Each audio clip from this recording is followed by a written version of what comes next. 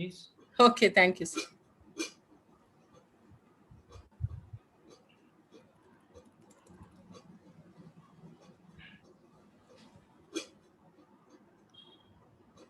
be presenting about the comprehensive mental health services that are there in Karnataka.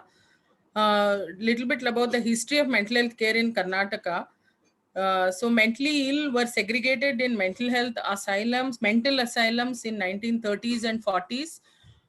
There were no antipsychotics or treatment for severe mental disorders till 1950s, where chlorpromazine, one of the oldest drugs which were provided at that time, and then the specialized centers like general hospital, psychiatry units, private nursing homes, they started coming up only in 1954.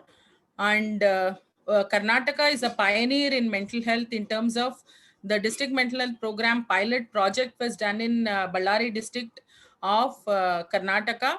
And after that, though, as I uh, keep telling that in 1982 itself, National Mental Health Program was launched.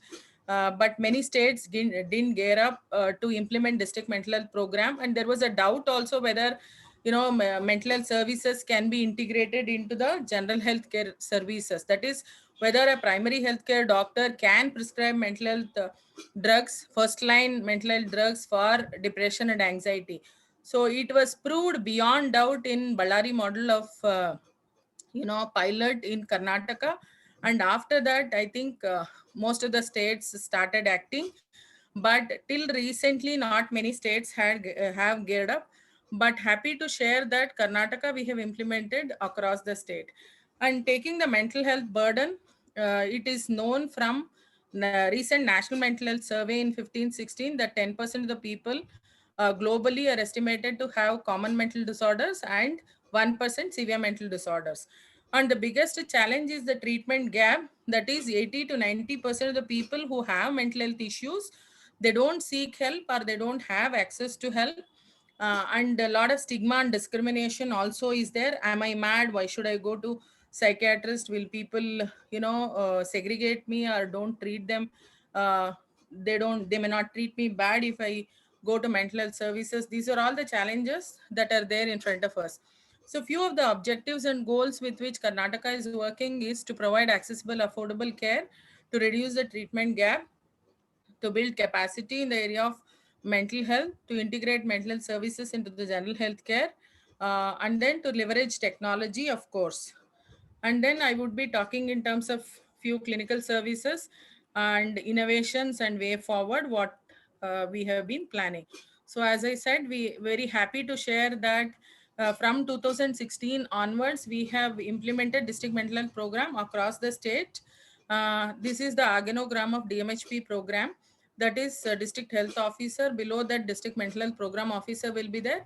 And with him, a team of psychiatrists, psychologists, social worker, two nurses, and two support staff will be there. And we have around 230 staff working currently, and we have recruited very recently another 7 staff. So trainings under National Mental Health Program, we are very happy to share that we train up to 95,000 of people in mental health every year. So this is, for example, last year we have touched 96,000 people. We train medical officers for 2 days how to identify mental illnesses, how to start first line treatment for depression, anxiety, alcohol, substance abuse, OCD, so that the suicide rates come down, and they can also put first line treatment for severe mental disorders so that the mortality morbidity comes down. So we also train paramedical workers, that is nurses, pharmacists, RBSK, RKSK teams, so that they have an eye while screening school children, Ayush doctors, teachers, school in the school, colleges, Anganwadis, students, so that the suicide prevention, adolescent health problems are taken care. And then KSAPs and WC, women and child counselors, police and prison staff, faith healers, NGOs, elected representatives, and of course ASHA and Anganwadi also. And we also train agriculture, horticulture staff so that the farmer suicide rate can be reduced. And we also train PLD bank and staff so that the footfall of the farmers are there more in these banks, and they can also be sensitized. We also sensitize the TB and CD counselors, Panchayat Raj officials, volunteers, so that the overall stigma and discrimination will come down. We have also established 240 counseling centers in colleges, workplaces, and urban slum to cater to the needy. So we have outreach camps every year, every month, and a lot of home visits. Up to 6,000 home visits are made by our staff, like social workers. In this very evident that the stigma and discrimination is coming down, and accessibility to the mental health care is improving in Karnataka. From 2015 onwards, which was only 32,000 cases, it has increased to 10.63 lakh consultations just in public health institutions last year, which is a very good sign. So even the if we see the expenditure across many states in mental health also is very less. So we are happy to share that we are able to help people and do up to 87% of expenditure in this. So we do a lot of information, education, communication activities, without which the stigma doesn't come down. In one of the World Health Day celebrations, we had called Deepika because she's very vocal about the mental health issues, and she shares, and so that the stigma discrimination comes down. So this is a refurbished ambulance which is used for IEC activities is one of the districts. This is Suicide Prevention Day pamphlets, both in Kannada and English, which we put in airports, bus stops, Skywalker. This is a Skywalker Suicide Prevention Day IEC. This is also early warning signs of suicide prevention. This is put on the buses. We call it as bus branding and train brandings, which are very famous. So, and one of the doctors from Nimans was like joking. Initially, people with mental illness were branded. Now you are branding the buses and trains with mental illness, mental health awareness activities. So, we have a free health helpline 104 who cater to the all the health issues, including mental health. They cater up to 70,000 calls every year, and 108 also caters to the mentally ill like other general health cases.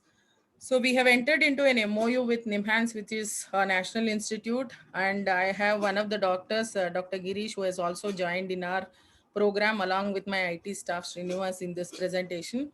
So we have what is called as very unique Mano Chaitanya program, flagship program of Karnataka, wherein we have covered all the 150 talukas. This is a fixed day strategy where our DMHP psychiatrists go to the talukas on fixed Tuesday and cater to the mentally ill at the taluka, that is sub district level itself, and people need not come to the district level for the mental health care unless the district is very nearer to them or state level hospital is very nearer to their homes.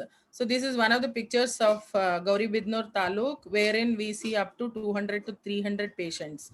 So this we cater to around up to 2 lakh people at the sub district level itself. So no care to mentally ill is complete without rehabilitation services. We have what is called as community mental health daycare centers, Manasdara program, wherein NGOs help is taken and the government pays money every month to them for the rehabilitation of a bunch of 40 cured mentally ill, so that they are brought back to the mainstream of the community. So this is Dawa Dua program, which is again very unique. So we are all aware that faith, because of the faith healers and their contribution, many people. This is one of the dargahs in Chikballapur district where up to 10,000 people come in full moon day and new moon day. Even otherwise, there is a belief that if people who suffer from chronic mental and neurological illnesses are left here, because of the dua of God, they'll get cured. So we have sensitized the faith healers here, and initially there was a lot of reluctance, but we told that you are giving dua without dawa and we are giving dawa without dua. It's like joint collaboration. Now they are all very happy, and we have a center inside the dargah where our team goes every Wednesday and they treat up to 80 patients every Wednesday. So we have catered to more than 5,000 mentally ill inside the dargah premises, and many are reintegrated into their families. This is tele-mentoring, where we use technology to train PHC medical officers, uh, you know, to train them when they are seeing their patients in their OPD. For example, a person comes with a multiple aches and pains. Usually, doctor gives just paracetamol or diclofenac, and patient's problem will not be solved. We ask the doctor to ask one more question, whether there is any sleep problem, house issue. So they may come like spouse has alcohol issue, he comes and beats, she may be having depression. So like this, we literally teach the PHC doctor how to cater to the mentally ill at PHC. So we have been doing this from 3 years, and this has won many awards also. So this will help us. Another flagship thing what we are doing is care at doorstep. Those mentally ill, severe mentally ill who drop out or miss out of the treatment ambit, our social workers and community nurses, they do pay the home visits when they don't come even after the phone call for various reasons. Maybe the bus access is not there, maybe money is an issue, so a lot of other issues. So we take care of the mental health issues even in the disasters. So last year, I think 13 districts together had lots of floods and landfalls, where we gave mental health support to all the disaster survivors. So as I told, we have won BW Business Award for telementoring in the National Summit. Comprehensive Mental Health Care of Karnataka was selected in 2018. And this is a patient from Karnataka had wandered off to Shimla, and with our DMHP team and with the help of our honorable previous CM, we had brought her back. So during the pandemic also, we have done Request you to tele-counseling. conclude now, please. Sorry? I would request you to conclude now. Yeah. So we have done around 11 lakh telecounselings. So we have developed an e-Manas, which is an interactive portal to get for the Compliance of Mental Health Care Act 2017. So uh, this is a launch. This is how we help the migrants during our COVID situation. This is mental health care support, how we supported the healthcare warriors. And then we also launched anti-stigma campaign during the COVID time. And we have taken care of the media champions because they were also going through a lot of stress.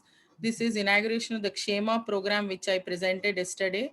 And we are also piloting the health system response to violence against women and children, which we are piloting in 4 hospitals, because NFHS survey recently shows that the women violence has increased by 2 times.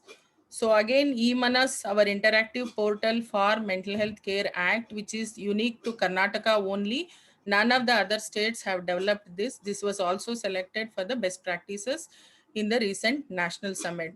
So many other innovations like artificial intelligence, telementoring, Mano Chaitanya, Dawa Dua, we are going to continue. And during using I think we are the first state to use artificial intelligence in mental health.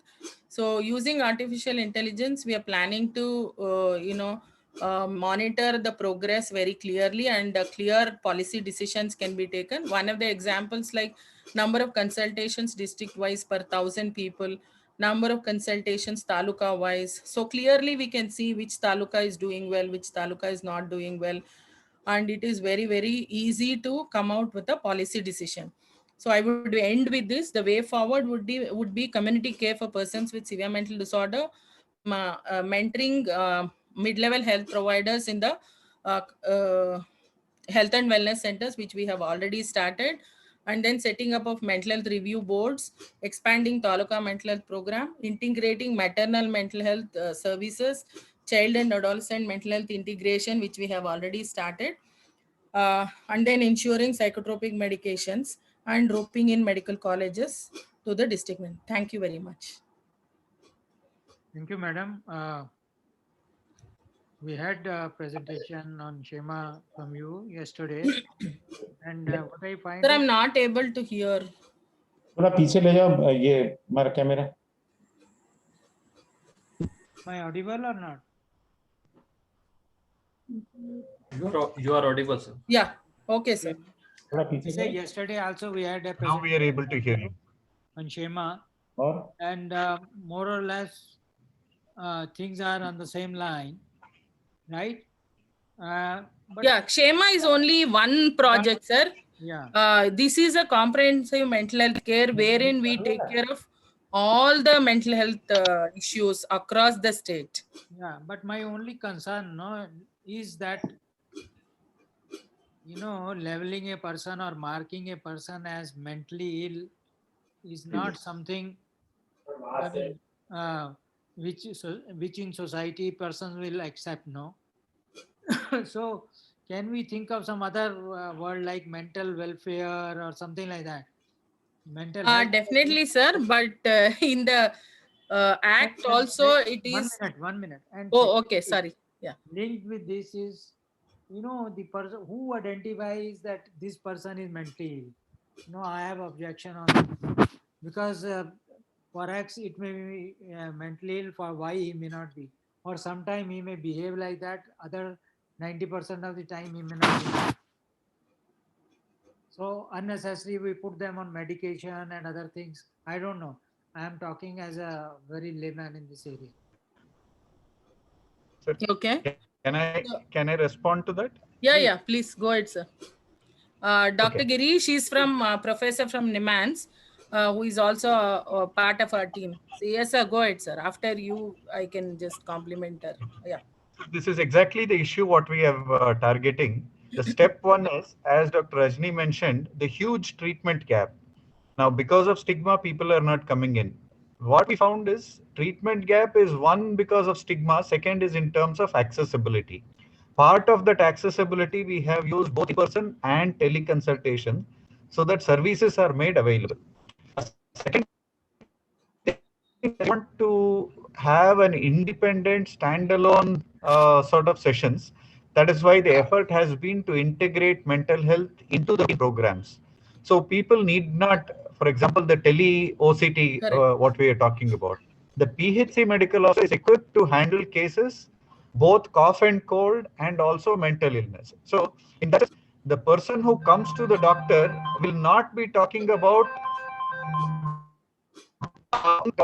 mental illness. They'll be talking about a health problem about, and thereby they'll be given drug A, drug B, drug C, which they'll be using. So we want to destigmatize this by training. That is why our strategy has been across the board, not just health sector.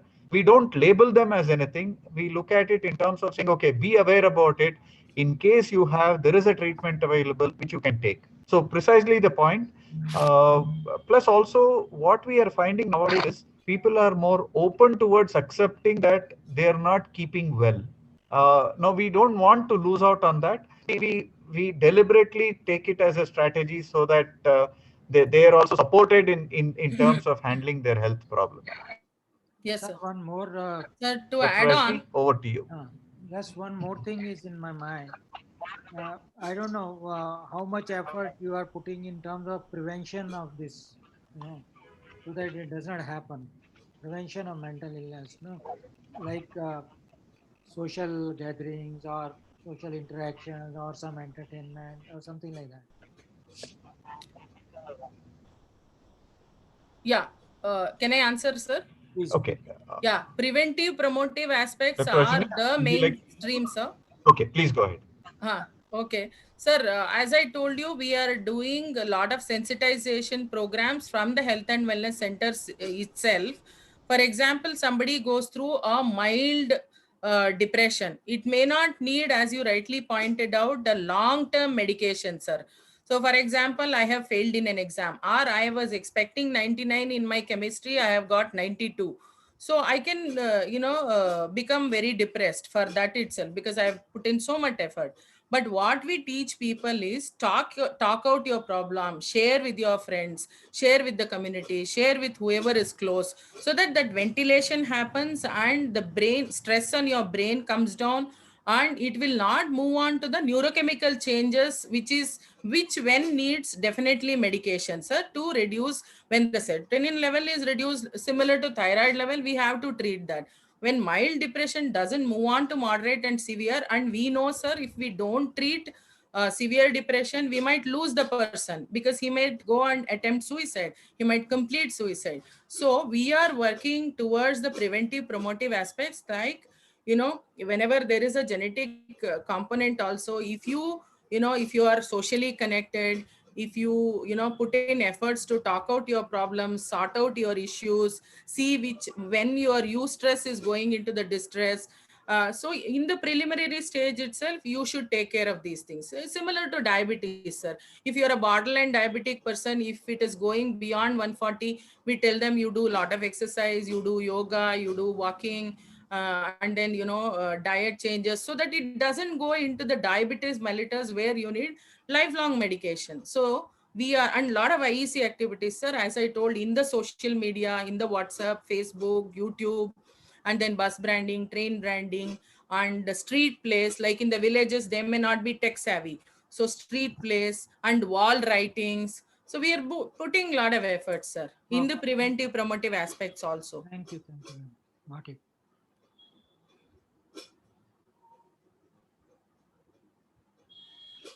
Ma'am, Government of India has launched a national mental health program, as you have pointed out in your presentation, and Yes. I don't think Yeah. that many states are taking it so seriously as your state is taking it in during implementation. In what way that national program, mental health program, is supporting state governments to undertake mental health issues? Yeah, sir, What very is good question. Yeah, can I?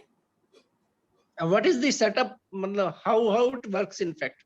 Yeah, I will tell you, sir. First thing is, budget was a problem to the state governments and HR. So through National Mental Health Program, apart from our district team, where, for example, health and family welfare, we have team of only 3 people in the district hospital, 1 psychiatrist, psychologist, social worker. That's all. So they don't go to talukas, they don't go to the PHC, they don't do trainings. By implementing National Mental Health Program, we have a separate team, which is a team on wheel.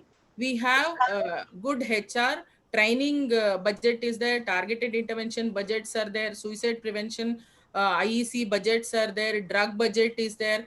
So it is a very big support, sir, wherein we have a big team of HR. IEC activities are going, full-fledged trainings are going. If we had not had district mental health program, these things would not have been possible, sir.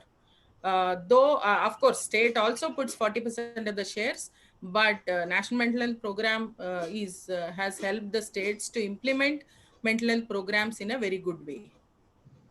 Madam, can I add? Yes, sir, please add.